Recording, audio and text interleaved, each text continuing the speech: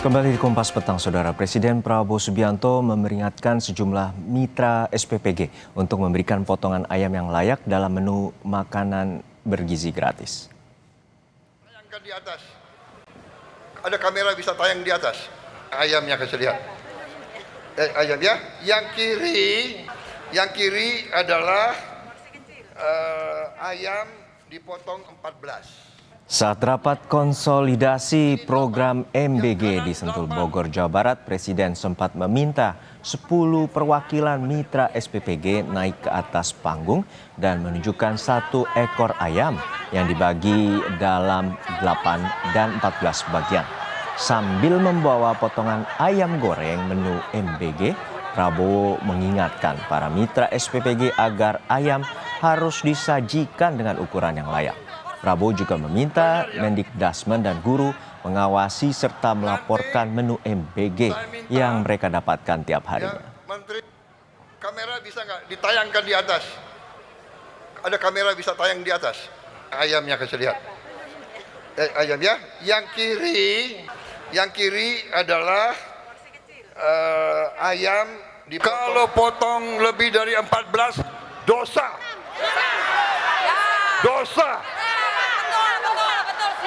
Nanti saya minta ya Menteri Pendidikan, Mendikdasmen, minta kepala-kepala sekolah, guru-guru, anak-anaknya suruh lapor. Ayamnya kecil atau besar. Kalau perlu secara random difoto dan ditimbang ya. Satu anak makan 1 lele. 1 lele, Pak. Ya, 1 lele. 1 lele. 1 lele, betul. Kepalanya saja dibuang, kemudian 1 lele utuh diberikan, Pak. Luar biasa. Iya. Mengganti orang-orang yang sebenarnya saya sayangi, orang yang saya percaya.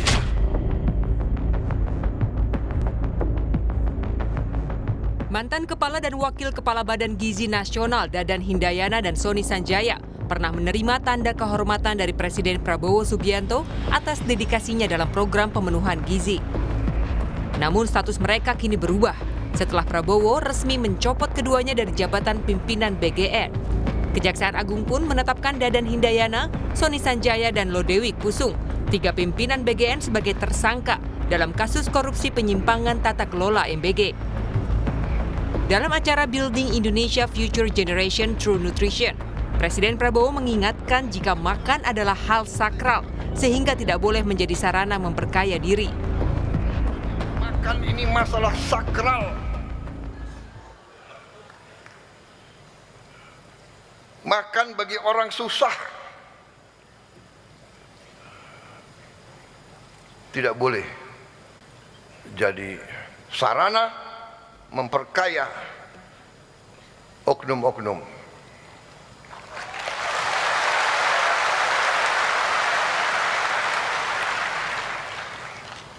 Makan paling gampang dikorupsi. Makan paling gampang dikorupsi. Dalam kasus korupsi penyimpangan tata kelola makan bergizi gratis, Kejagung menyebut 3 mantan pimpinan BGN, Dadan CS, terafiliasi dengan sejumlah SPPG. Ketiganya berperan meloloskan SPPG yang tak memenuhi syarat dan menerima insentif miliaran rupiah setiap harinya. Yayasan ditunjuk sebagai mitra SPPG merupakan yayasan yang dijadikan sarana untuk kejahatan dan terafiliasi dengan pejabat atau pegawai BGN yang tidak memenuhi syarat untuk menjadi mitra SPPG. Namun tetap ditunjuk dengan cara dilakukan pengaturan verifikasi pada portal mitra BGN dengan adanya atensi dari tersangka. Dan yayasan-yayasan tersebut mendapatkan insentif miliaran rupiah. Berkaca dari kasus korupsi, peneliti Pukat UGM Zainur Rohman menilai pemerintah harus membuka data yayasan pengelola SPPG agar dapat diawasi oleh masyarakat. Mitra itu dibuka kepada publik dengan jelas ya secara real time, termasuk beneficial ownership-nya. Ya, jadi siapa pemilik manfaat dari yayasan-yayasan tersebutnya agar masyarakat bisa memantau apakah diduga akan ada misalnya perlakuan khusus, istimewa atau tidak. Ini yang kemudian saat ini diduga terjadi. Kenapa? Karena diduga ada rekayasa gitu ya, ada diloloskannya ya verifikasi di portal BGN ya dengan intervensi dari para pejabat. Kasus korupsi yang menyeret 3 pimpinan BGN tak hanya soal tata kelola MBG, tetapi juga adanya markup anggaran terhadap sejumlah pengadaan barang, seperti motor listrik, tablet, televisi, hingga sepatu. Tim Liputan Kompas TV.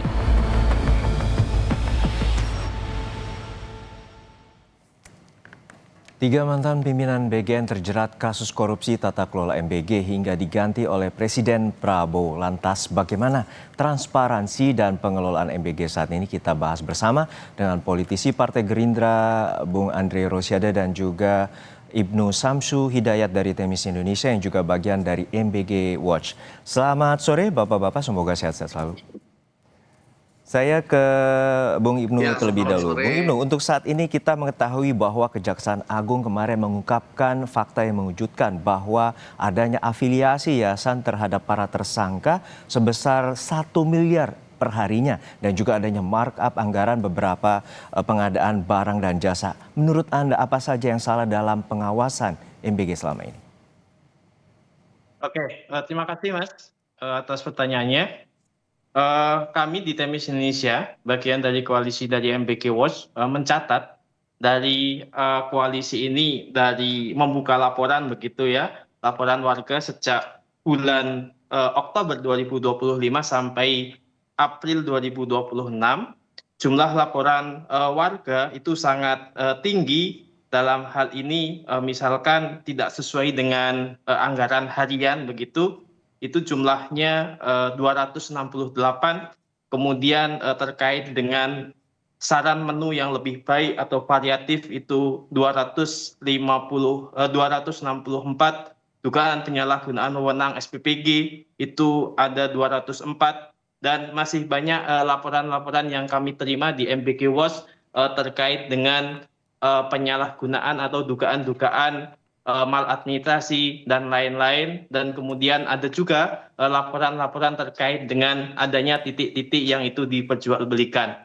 Nah, kemudian yang menjadi permasalahan juga adalah selama 1 tahun perjalanan MBG itu belum ada perpres, dan perpres baru diterbitkan di akhir tahun. Dan kemudian pertanyaan lanjutan permasalahan dari MBG ini adalah minimnya partisipasi masyarakat dan kemudian tidak adanya pengawasan dari masyarakat yang bisa mengawasi terkait dengan tata kelola pengadaan barang dan jasa. Padahal kita tahu bahwa pengadaan barang dan jasa itu harus transparan, akuntabel, akan tetapi hal ini karena di dalam proses BGN ini memilih proses penunjukan langsung begitu ya, tanpa lelang, maka kita tidak mengetahui siapa yang ditunjuk itu dan apakah di dalam proses penunjukan langsung itu sudah ada deal-deal di belakang. Itu Mas sebenarnya kendalanya. Oke, saya ke Bung Andre. Bung Andre, 3 pimpinan BGN menjadi tersangka dalam korupsi pengelolaan MBG. Untuk saat ini Anda sebagai anggota DPR, Komisi 6 dan juga fraksi dari Partai Gerindra melihat bagaimana proses ini bisa terjadi dan apa saja pengawasan yang telah berjalan selama ini?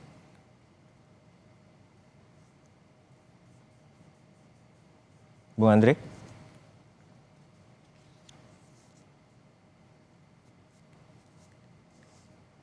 Oke, baik, terima kasih.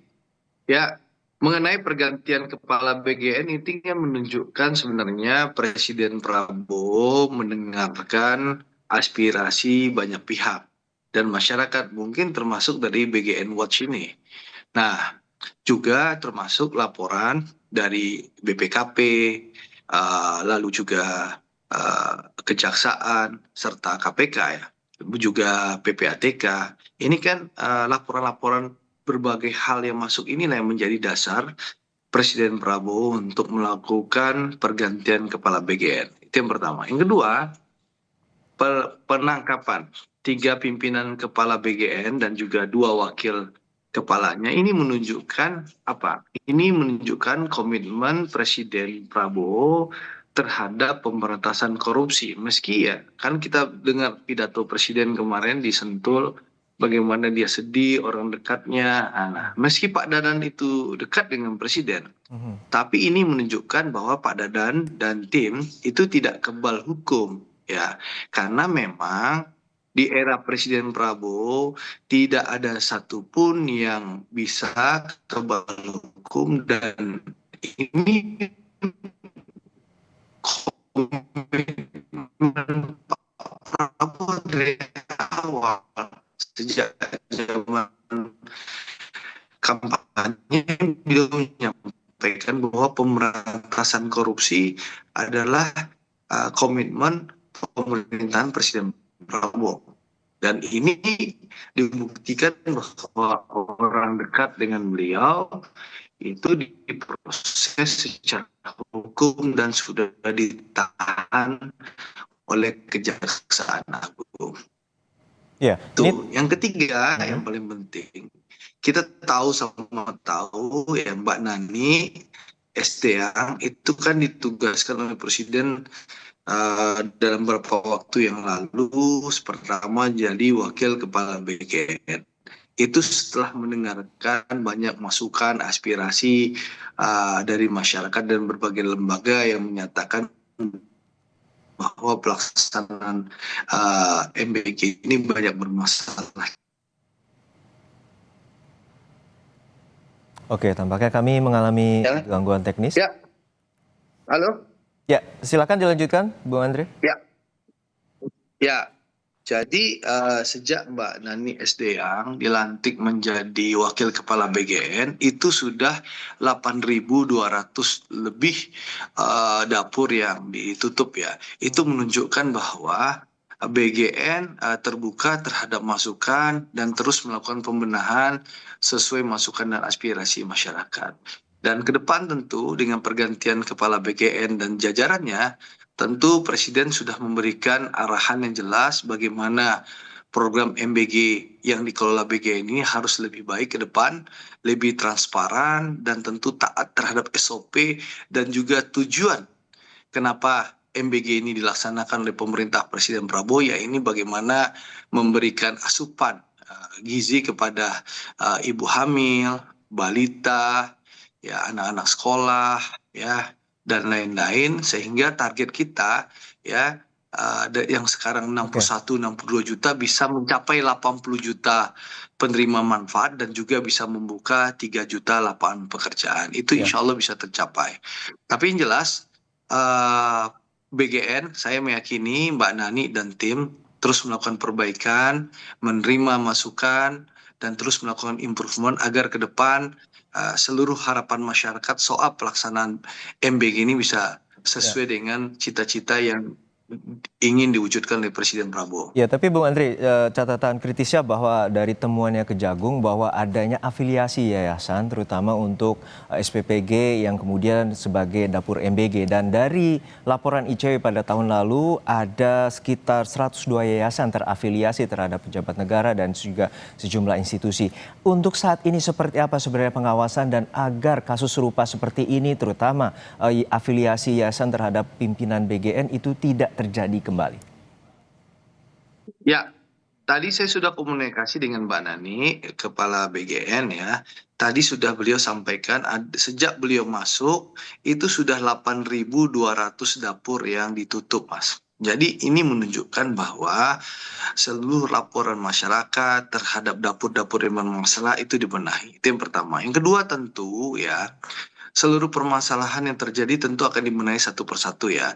Makanya Presiden menunjuk Mbak Nani untuk membenahi ini.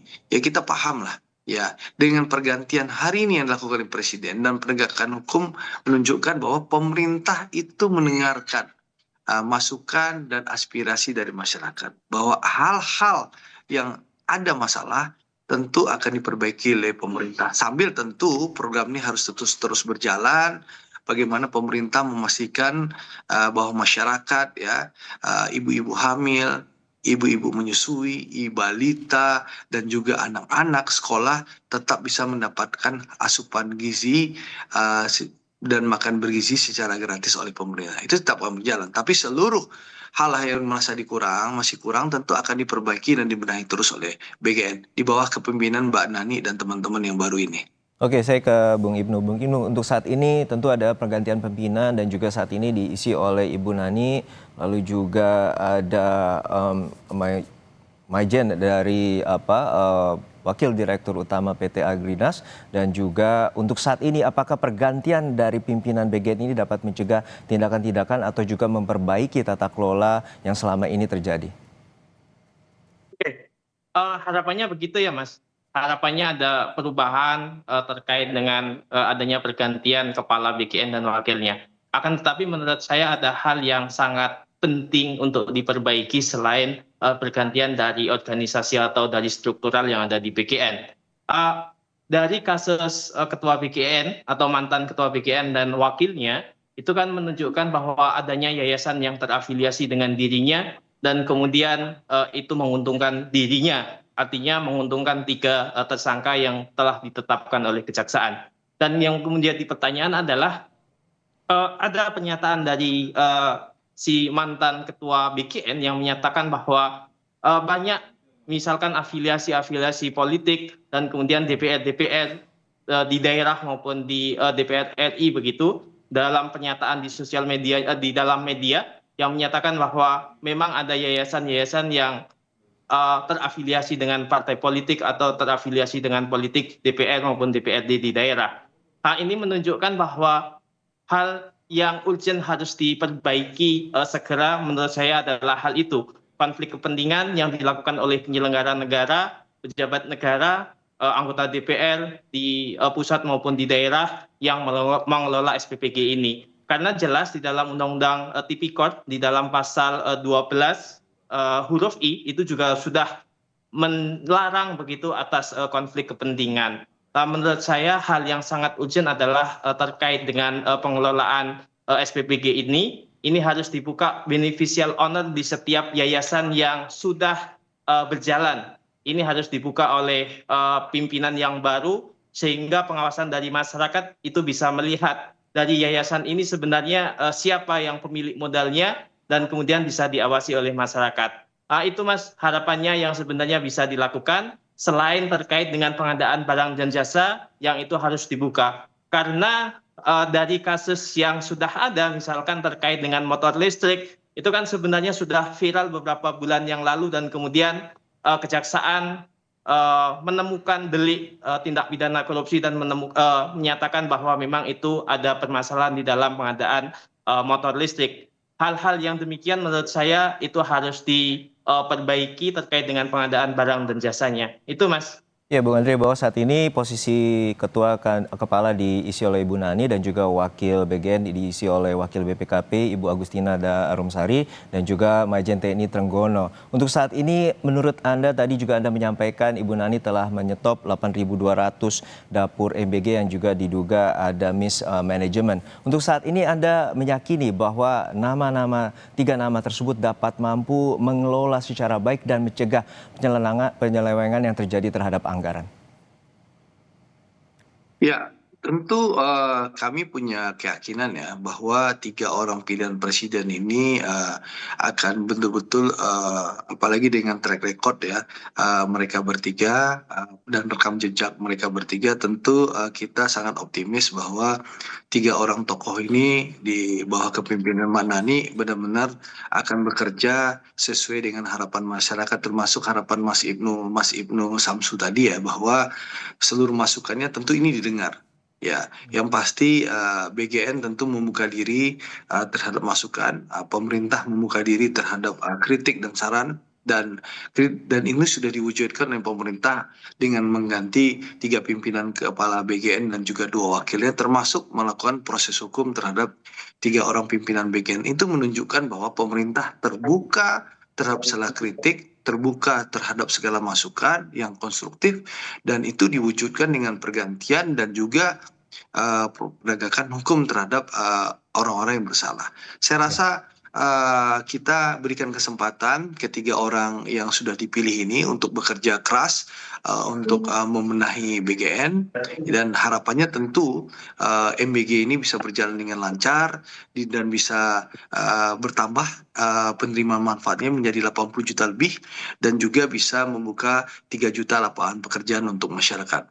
Ya, saya kembali Dan ke Bung. tentunya seluruh prosesnya berjalan transparan sesuai dengan harapan masyarakat Indonesia. Ya, saya kembali ke Bung Imu. Tadi Anda menyampaikan terkait dengan afiliasi yayasan, namun juga ada pengadaan barang dan jasa yang juga diungkapkan terkait dengan motor listrik, kemudian sepatu dan juga kaos kaki, maupun juga TV 75 inch. Untuk saat ini solusi konkret apa pengawasan? Karena dalam temuannya Kejaksaan Agung bahwa ada intervensi terhadap pejabat pembuat komitmen terkait dengan pengadaan barang jasa oleh pimpinan atau mantan pimpinan BGN yang lalu. Seperti apa pengawasan yang efektif agar kejadian ini tidak terjadi?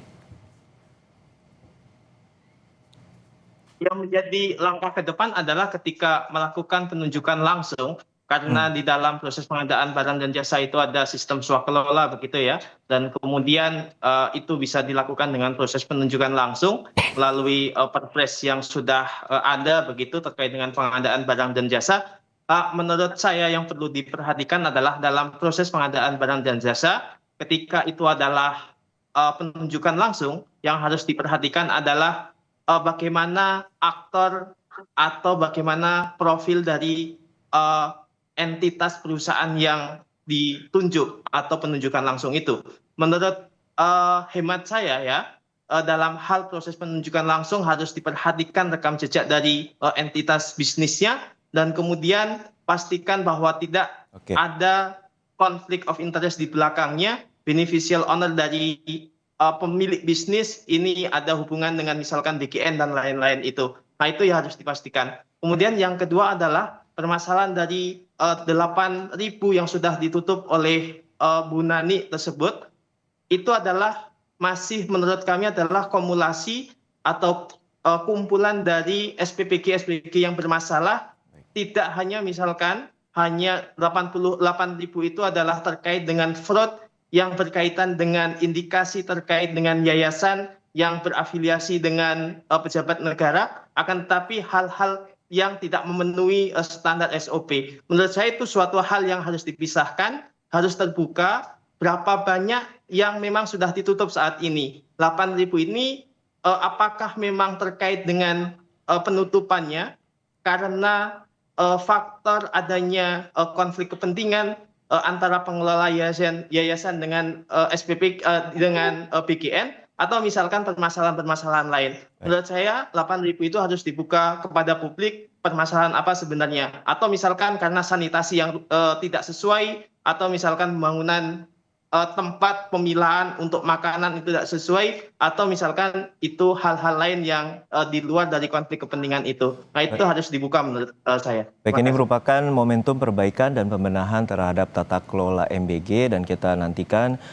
komitmen dari Ibu Nani dan juga Wakil BGN untuk melakukan pembenahan, terutama memastikan transparansi, akuntabilitas, dan juga pengawasan dan terbuka bagi publik. Sekali lagi terima kasih informasinya dari Bung Andre Rosiade, politisi Partai Gerindra, dan juga Bung Ibnu Syamsu Hidayat, Temis Indonesia bagian dari MBG Watch, telah berbagi perspektif bersama kami di Kompas Petang. Sehat selalu.